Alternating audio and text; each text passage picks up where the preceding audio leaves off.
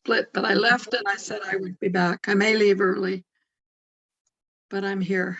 And Judy's here too. Yay. And Judy's here. Hi, Hey, Judy. Judy. Hello, hello, All right. hello. Let me put the screen up and let's get started here. I've lost my computer glasses. Crap. There we go. Oh, well, What is justice? I can't find my computer glasses. Everyone check around, see if you can find her glasses. Baraka, I still think of you when I'm taking my shirt off and I'm taking my glasses off first. That's funny. Ever since you mentioned that. Mhm. What have know- I missed?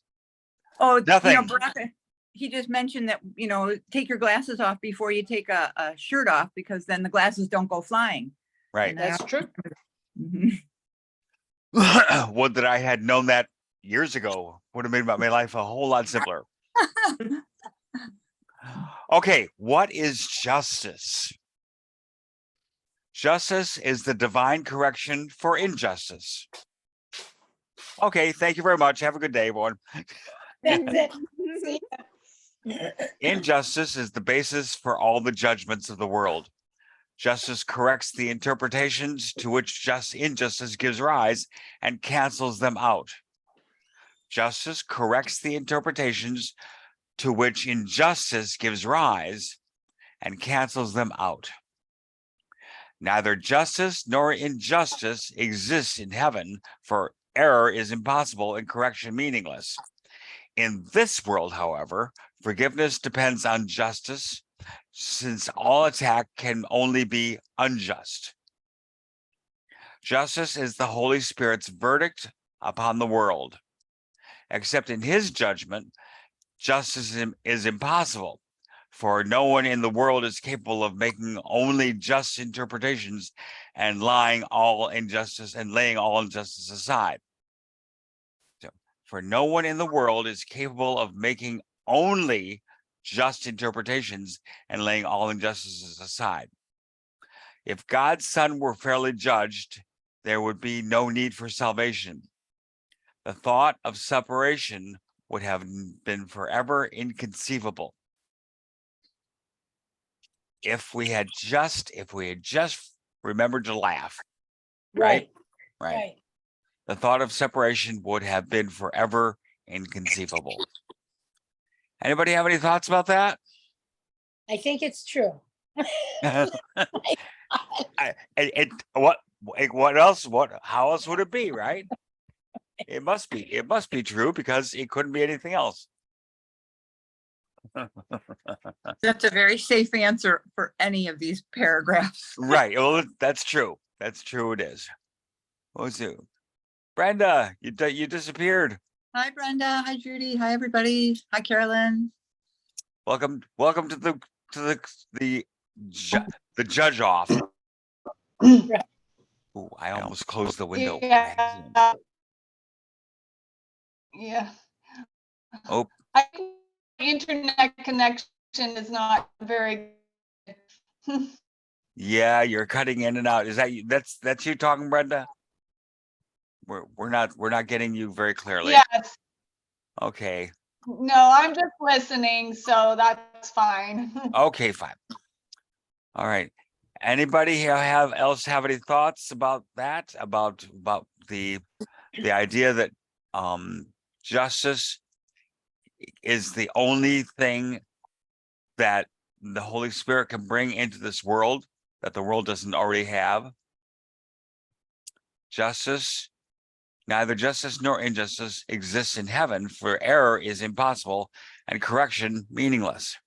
In this world, however, forgiveness depends on justice, since all attack can only be unjust.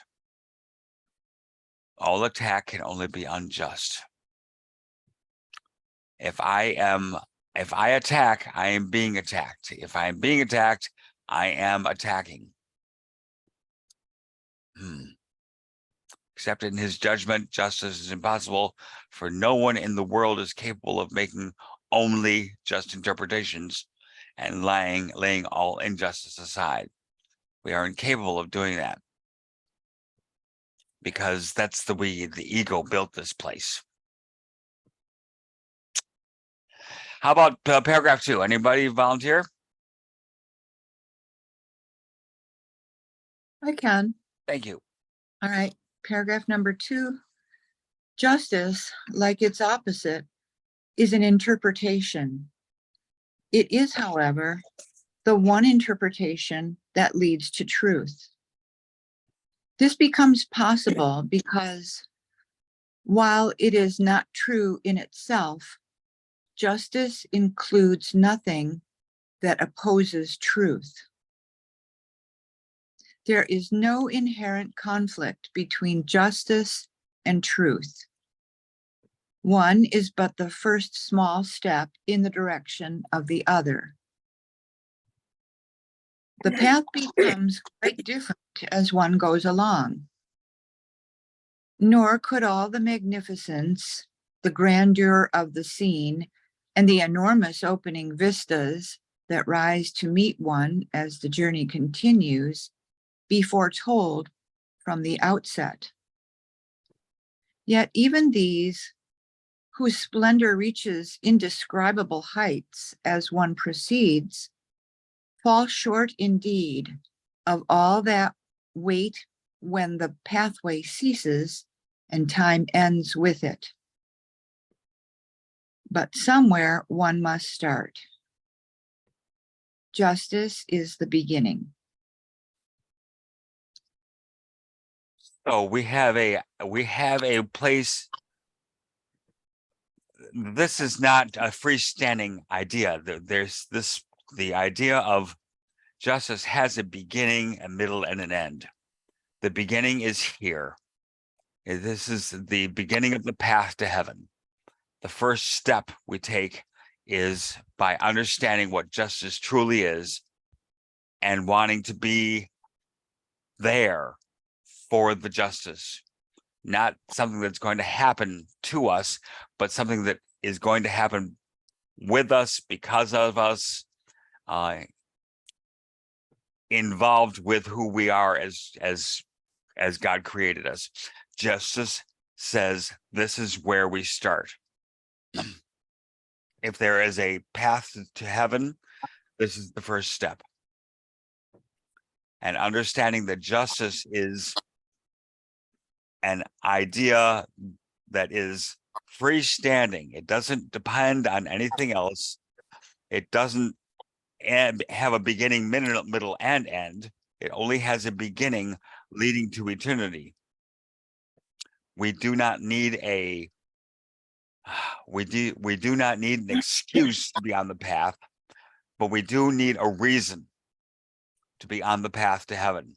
And justice is that reason. It is the beginning of our true journey, as God would have us journey, as Holy Spirit would have us journey.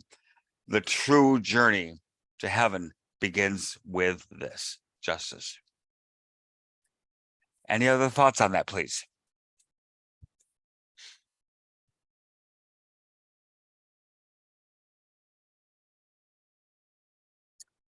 Hi, Virginia. Welcome. Justice is the beginning. Does that ring with anyone? Does it say anything to anyone? Does it go oh-ha with anyone? Something that maybe I've been struggling with, the idea that I have got to be more tolerant of the idea of justice, and not, I can't just expect it to happen. I have to make the effort myself. And I have yes, a question about judgment and justice. yeah. If I'm wanting justice in something, how is it I'm not making a judgment about how things are? Well, true justice, I believe, is simply the idea that there is nothing to judge, because there's no two sides to the equation. There's no, I judge you bad or I judge you good. But by doing that, I am saying that justice is not real in in that example. Justice is only real in the idea that I am allowing God's Holy Spirit to speak to me, to be that which is in heaven, not right or wrong, not good or bad, not up or down or past or present or future, but I am here allowing for the relinquishment of judgment so that I can have true judgment, so that I can see true justice. Could you say Judgment. the sentence you said, true justice is that there's no judgment? Is Yes, that what- yes. Judgment is a purpose of the justice when excuse me, judgment when the outcome can be either good or bad, right or wrong, is a function of the ego. Judgment in the function is a function of the Holy Spirit when there is only God. There is only love.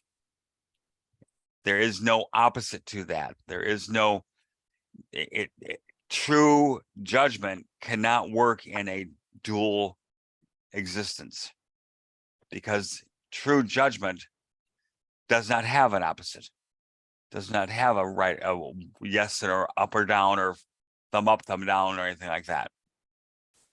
It is only the way that God would see it, and God would see it in love. And also, it recognizes our oneness and equality. It just recognizes oneness, equality, and innocence. That's the best, that's how we start. It's really mercy in a sense. And it's seeing essence over behavior. Say that again, Vicki. It's seeing essence over behavior. Instead of judging someone's behavior or the external situation, it's in the recognition of the equal spirit, the essence that we share, that we're all united in. So it's mercy, it's forgiveness when you think of the behavior or the external situation, in recognition of the value of the essence, the spirit that we all share.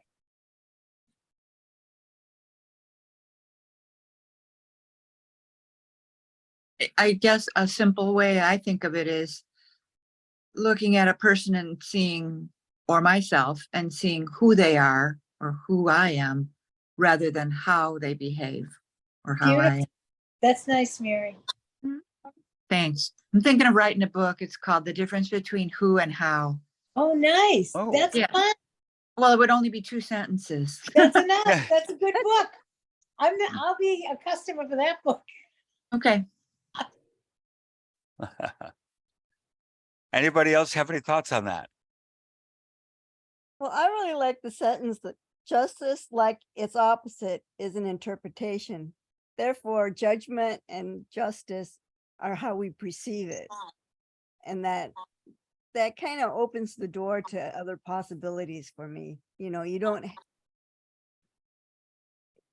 can be more compassionate with yourself and those around you.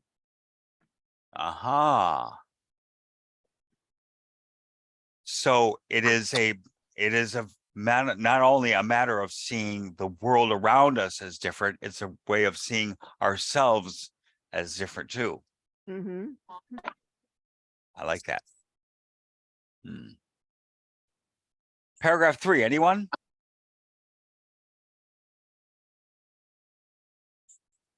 I will. Please do. All concept of your brothers and yourself, all fears of future states, and all concerns about the past stem from injustice. Here is the lens which, held before the body's eyes, distorts perception and brings witness to the distorted world back to the mind that made the lens and holds it very dear. Selectively and arbitrarily is every concept of the world built up in just this way. Sins are perceived and justified by careful selectivity in which all thought of wholeness must be lost. Ah, Forgiveness has no place in such a scheme, for not one sin but seems forever true. hmm. So again, it's just repeating this how we see things. Yes. Selectively and arbitrarily is every concept of the world built up in just this way. Sins are perceived and justified by careful selectivity in which all thought of wholeness must be lost. Sins are perceived and justified by careful selectivity. In other words, the ego has to be very, very careful about how it sees itself in relationship to everything else in the world, because one little slip up, one little error in its seeing things, and oh my goodness, all of a sudden, am I the same as that person? Am I one with that person? Oh dear, that's no good. By careful selectivity in which all thought of wholeness must be lost. Forgiveness has no place in such a scheme, for not one sin but seems forever true.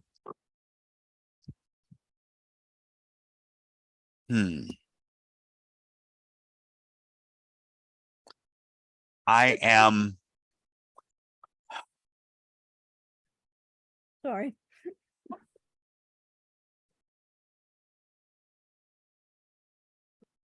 and there's a thought blooming in my head, and I'm not able to bring it to fore right now. So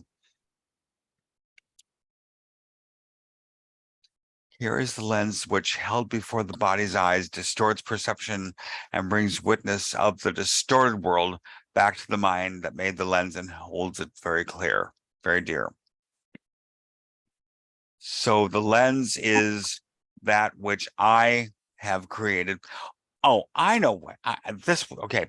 Imagine a mirror, a handheld mirror, but it has been broken horribly. All the pieces are still there within the frame, but looking at it, all I see is a distorted view of what it is I'm looking at.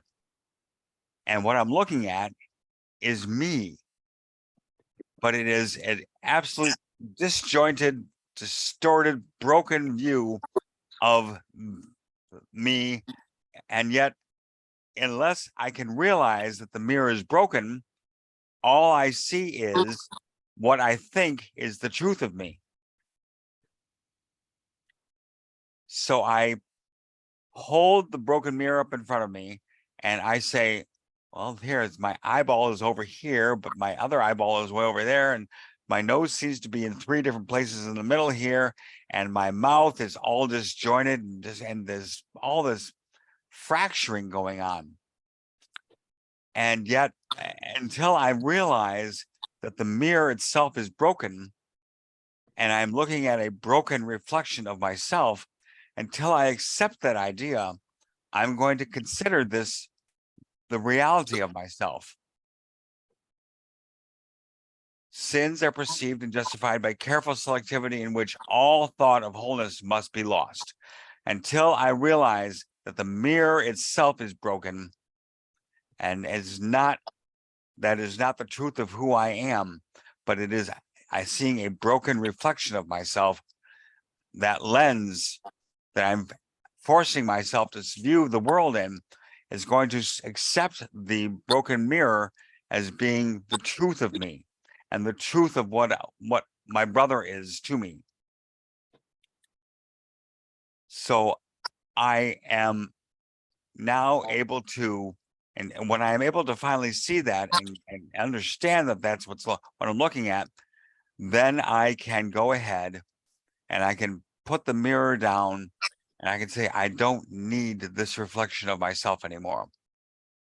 I don't need this to define who I am, because that I know that broken mirror is not what I'm truly looking at. I'm looking at a broken reflection of myself. And I correct the reflection in front of me by saying, I no longer need that broken mirror to understand who I am. And by understanding that the broken mirror is what is the judgment of who I am not, the judgment of the justice of the ego and not of the Holy Spirit. I sort of came about that, came with that at that a couple different ways. I hope that made sense. Any other thoughts with that?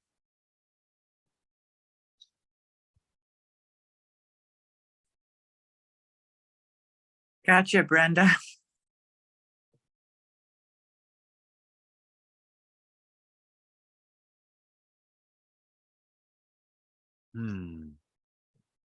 So where does that judgment of the broken mirror come from? By accepting the broken mirror as a reality. Because we give everything the meaning it has for us? That's, yes, exactly that. Yes. And so therefore the broken mirror is, because I give it that meaning, the broken mirror is my reality until I choose to see it otherwise. Yeah, so subconsciously, that's the way we're operating until we overrule that subconscious thought. That's right. And we do that through knowing who we are, through knowing our essence. Yes. Who we truly are. Yeah. Not the made up fiction that the ego wants us to see, not the makeup, not the broken mirror.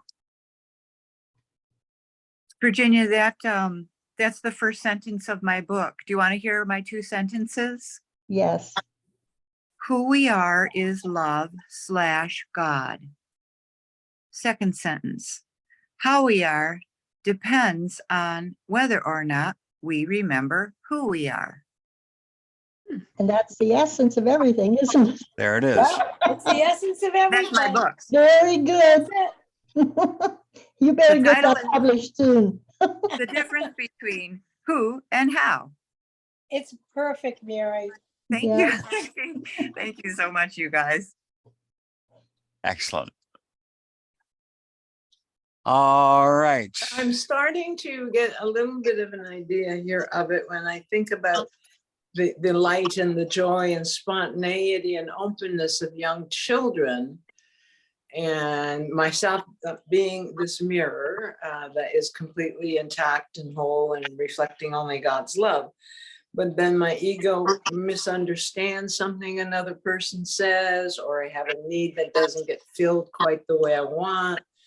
I think that this, from understanding now, is the fracturing of my view of how others are treating me. As a young child, you view someone perhaps as a playmate, as a source of cuddles, as where you're going to get your food from, an openness of receiving, a sharing. But when my ego gets hurt, or I feel others don't want to play with me, and then this is where my fracturing comes, and then I have trouble understanding anybody's love gestures to me. Yeah. Because they're being viewed through the broken mirror. Yeah, my ego. Yeah. Okay. Thank you. Thank you. Let's see. Actually, share a screen here. Come on. There you are. Paragraph number 4. I'll do it. Thank you. Can you roll it up a little bit? No, that's as high. Okay, it's all right, I got it. Salvation is God's justice. It restores to your awareness the wholeness of the fragments you perceive as broken off and separate. And it is this that overcomes the fear of death. For separate fragments must decay and die, but wholeness is immortal. It remains forever and forever like its creator, being one with him. God's judgment is his justice. Unto this, a judgment wholly lacking in condemnation, an evaluation based entirely on love. You have projected your injustice, giving God the lens of warped perception through which you look. Now it belongs to him and not to you. You are afraid of him and do not see you hate and fear yourself as enemy. So we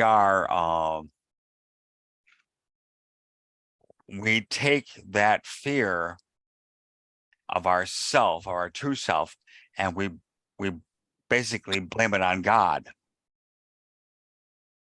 because the ego says, I've got to be right in this. Otherwise, there's no purpose in me sticking around here. And if there's no purpose in me sticking around here, there's no purpose in you sticking around here. So let's die.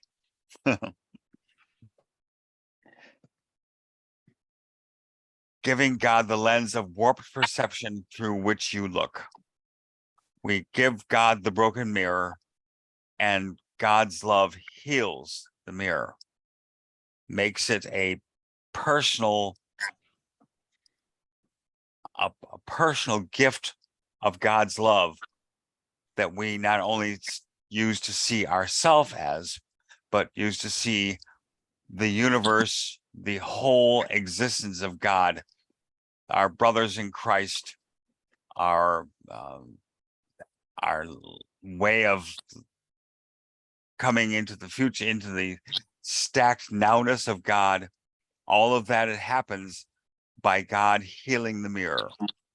And God does not heal the mirror until we give it to him.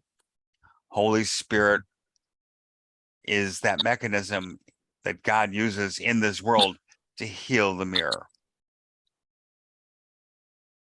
So it takes away the idea of hate and fear for myself as an enemy. I give it over to Holy Spirit. Holy Spirit says, you are loved. You cannot be anything but love. And if you will just trust me, excuse me, if you will just trust me, that what I am here for is your own self-interest as a child, the perfectly created child of God. If you will just trust that, then your mirror will be healed. Your mirror will be fixed. And instead of you needing the mirror to see what you are as God created you, you can now take the mirror as the next step from the healed mirror. You can now take that mirror aside and look at the universe and understand that that is you. This is who I am. I am the universe, the totality of God's love as it is being presented to me by Holy Spirit.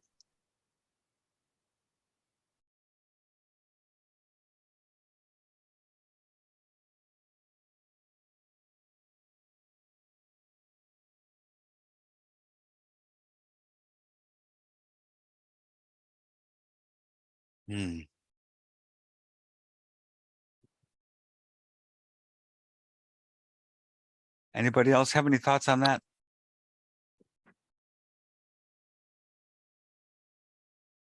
Let's go on to paragraph number 5. Any volunteers? Sure. Go ahead, Judy.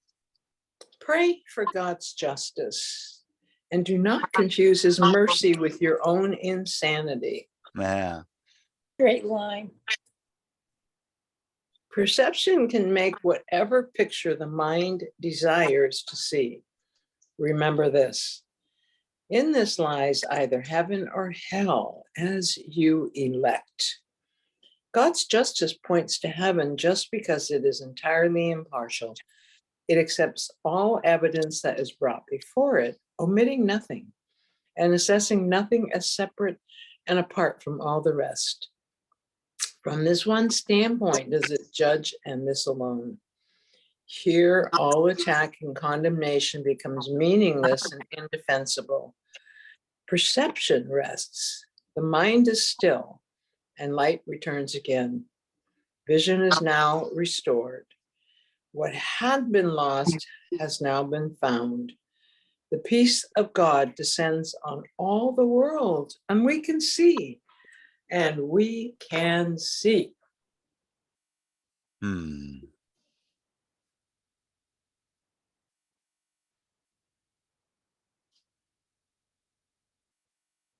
Vision is now restored. I don't think the book uses too many exclamation points nor repeats its sentence. No, I was thinking that too, that we very rarely does he make an emphasis by actually repeating himself. Yeah. You're right, Judy, too, about the exclamation points. I don't know if I've seen more than one. This might be it. Well, Huh. they're in there, but they are few and far between. Yeah.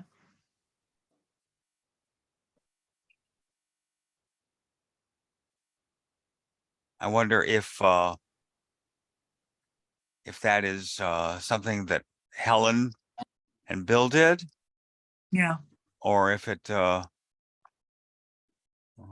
I don't have a copy of the Sparkly with me. Well, I'm going to fetch mine. Carry on. Okay.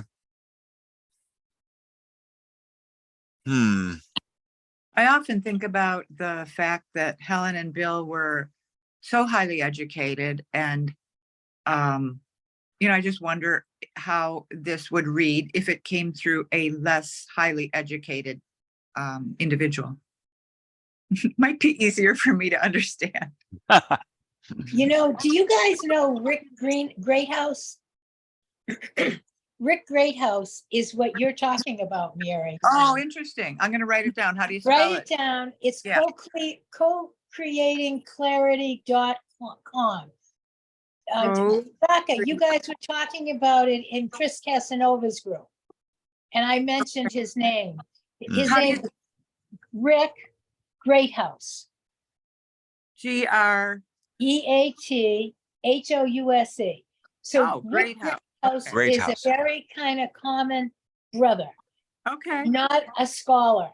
And Right. he gets absolute scribing. He's a good scribe for Jesus, but it's in very ordinary language and Yeah. fun, very fun and very direct, not this kind of scholarly approach, and very refreshing. And it's called co-creating clarity. Yeah. .org, I think. Okay, sorry, Okay. Baraka. No, that's okay. Good. Thank you. Okay. You'll like it, Mary. Thank you Yeah. so much, Vicky. And it's .org, you think, or .com? I think it's Okay. .org. Okay. Well, that's really cool. And, it's not that I'm educated. I consider myself well-educated, but I must say that I rejected A Course in Miracles twice, because of the language, because to me it sounded like too Bible-y, and I, anyway, I appreciate that connecting me with Rick Greathouse. Thank you. Yes, and Helen had a great love for Shakespeare, so a lot of the course is written in iambic pentameter, which is like Phenomenal. well, it is phenomenal, but we don't speak that way anymore. Exactly. So, Right.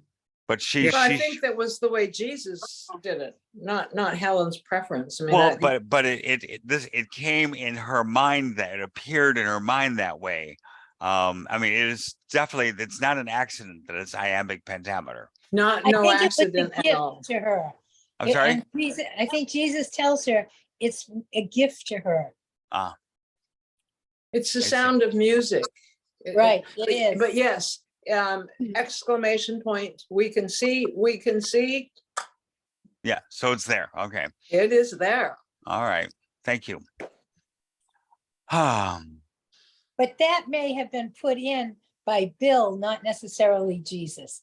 Because when Helen took the notes originally, I don't think it came it came just kept coming with words, not with the grammar. and the punctuation. I see. I'm not sure. on that. Well, in any event, there it's there now. Yep. And we can make of it what we want as far as meaning is concerned. But I like the idea that what is being spoken of in that last paragraph is the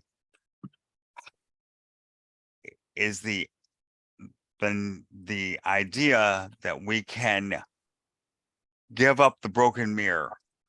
We can turn the mirror over to Holy Spirit. Holy Spirit will fix that mirror. And so as long as we wish to look at it as a reflection, it will be whole and complete. But eventually, we can even put down the need for the mirror itself and understand that the whole truth of God's love has nothing to do with looking at a reflection of ourselves, but it is looking in the true lens of the now. Not then, not when, but only the now. And as soon as we do that, we give up the idea of time. We give up the idea of judgment. We give up the idea of rightness and wrongness. All of those things take place away from the concept of now. Now is the only place where truth truly is.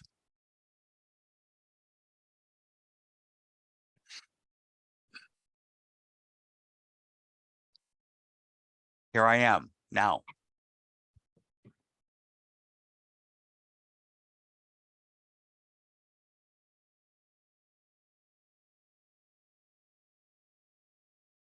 Any other thoughts? This was a lot less complicated than I thought it was going to be. It's pretty darn simple.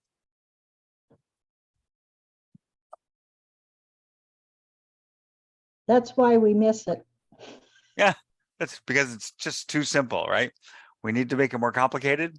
All right. Well, we complicate a lot of things. We sure do.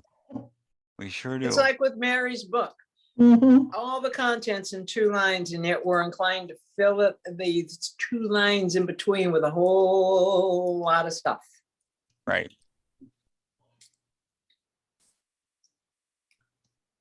Okay. Are we done with this passage? I'm sorry, say it again. Are we done with that passage, or is there more? I didn't. That's it. That was the That's last the paragraph. end. Yeah. Mhm. Chapter 19 of the manual. Yeah. I had a realization. Now, this is something most of you have probably had, and I've had an understanding of, but today it really hit me like a ton of bricks because I have my son's dog here with Munchkin and Elsa. And I realized, what's the passage I'm thinking of? There's some Bible passage that says, something about if you keep your eyes on thee, if you say, keep your eyes single, then 10,000 may fall at your right and 10,000 your left, but you will not be harmed. That's And Psalm 91. thank you, Virginia. Thank you. And actually, I was just thinking of that with the different devastations and the earth changes that are happening and the fires.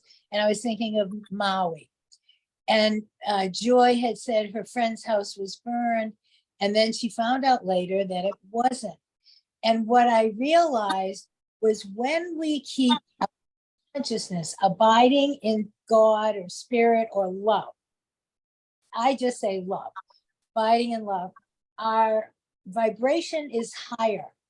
And in a higher vibration, fear cannot enter.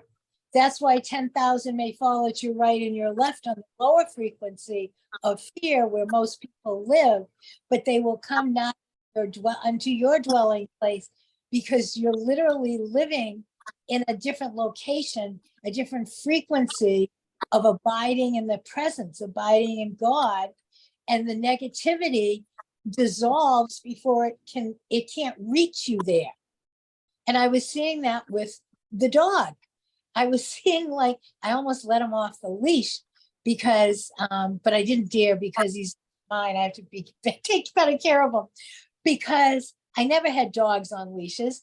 I knew they went to my vibration and they would just stay in harmony with me.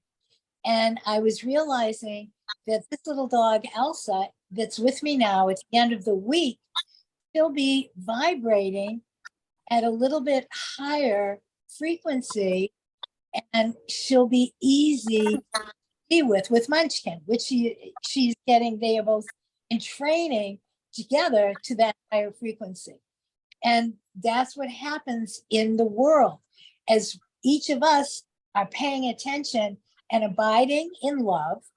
The negativity of fear has fewer endorsements, fewer people supporting it, so it starts fading out, just like our own egos do. If we don't pay attention to them, they just start disappearing. They die of neglect. And but the most difficult challenge often is in the face of trauma, like looking at a fire or some devastation and recognizing neither good or bad are real, neither one. Healthy body, sick body, we're not bodies. That's the end of it. You know, a town that's all, you know, prettied up, or a town that's just had a fire and is dissolved to dust. Neither of them so. And because I've been playing with that idea all week.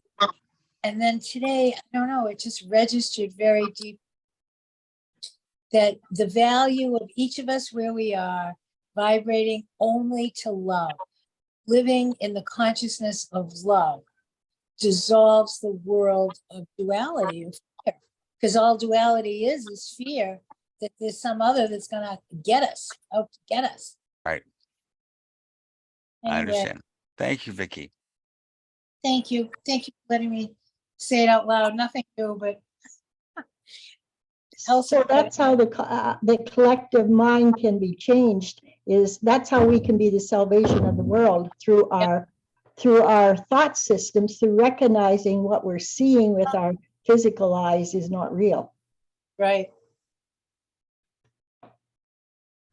Well, what was that, the thing about the lens? Let me go back here a second. I don't.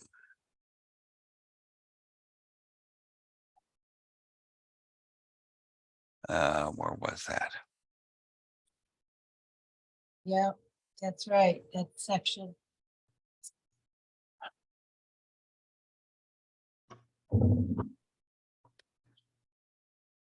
Hmm. No, it It's the- wasn't that.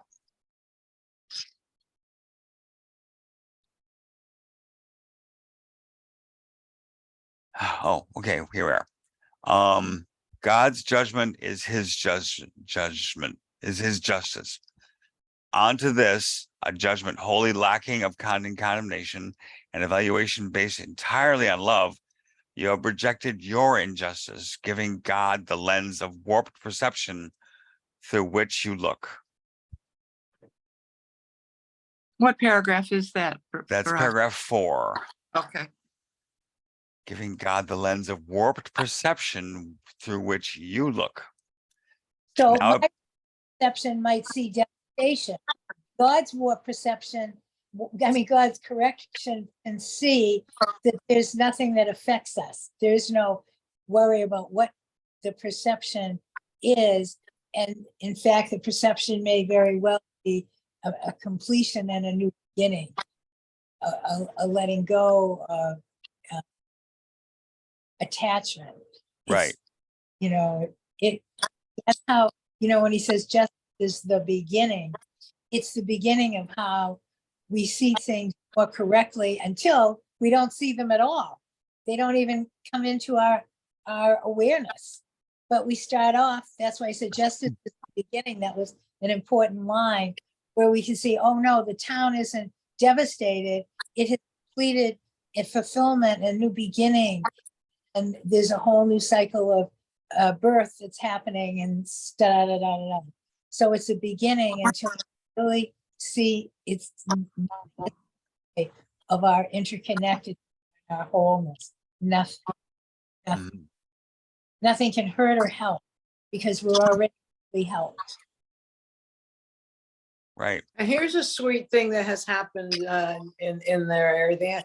There is this massive banyan tree that is always stringed with lights, and it's like the heart of the downtown Lahaina. Well, its roots are strong, its roots are good, and the banyan tree has survived. Wow.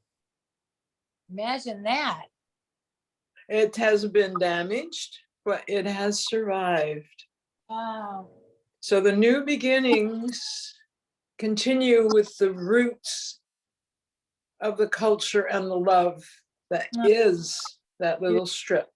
Gives me chills. Thank you. It gave me chills. Yeah, boy, I get that. Thank you. Pray for God's justice and do not confuse his mercy with your own insanity.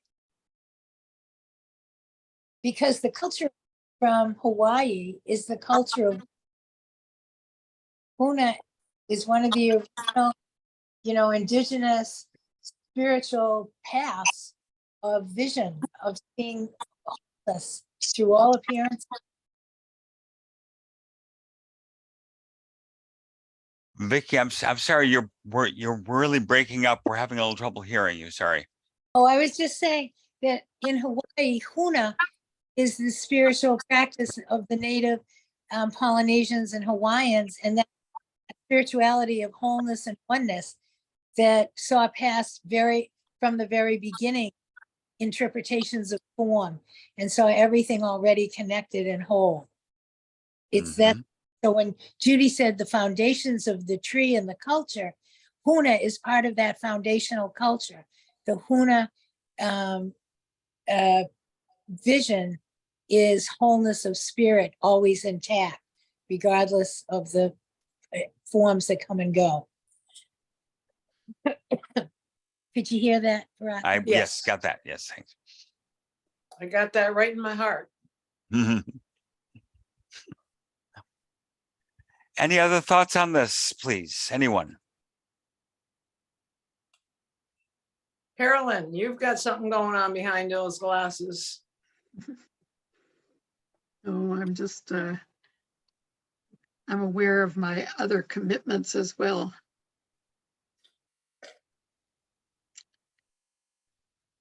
Okay, well, then we shall leave it at that. Next week we have what is the peace of God? Seems like a simple enough question, but apparently it's it takes 6 paragraphs to clear that mystery up. It has been said What that page is that? that would be the next chapter 20.